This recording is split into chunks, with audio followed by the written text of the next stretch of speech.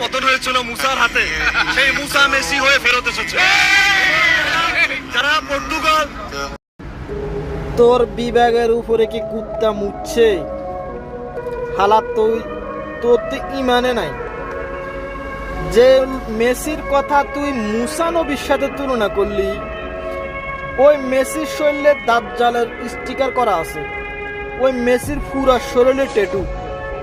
তুই আমাদের নবী মুসা নবীরে তুই এই দাজ্জালের শরীরের সাথে তুই তুলনা করছস। তুই তো শালা মুসলমানের থেকে কোনো অংশে মনে তুই ওখানে নাই, মনে কোন অন্ধভক্ত, কোন জানোয়ার, যে লোক ইহুদি খ্রিস্টান ইসরায়েলকে সরাসরি সাপোর্ট করে, ওই লোকের সাথে তুই আমাদের মুসা নবীকে তুলনা করতে পারস? তোর খেলা ভালো লাগে, তুই খেলা উম্মাদ, তুই পাগল, সবকিছু ঠিক আছে, তুই নিজে হিন্দু হয়ে যা, সমস্যা নাই, তুই নিজে খ্রিস্টান হয়ে যা, কিন্তু আমাদের নবী মুসাকে নিয়ে তুই এই মেসির সাথে তুই তুলনা করস?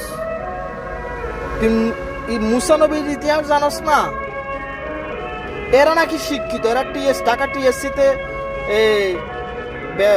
বড় পর্দায় খেলা দেখে এরকম উম্মাদের মতো কথা বলে। এরা নাকি শিক্ষিত, এরা নাকি বাঙালি মুসলমান বলে, তাদের বলে 90% বলে মুসলমান।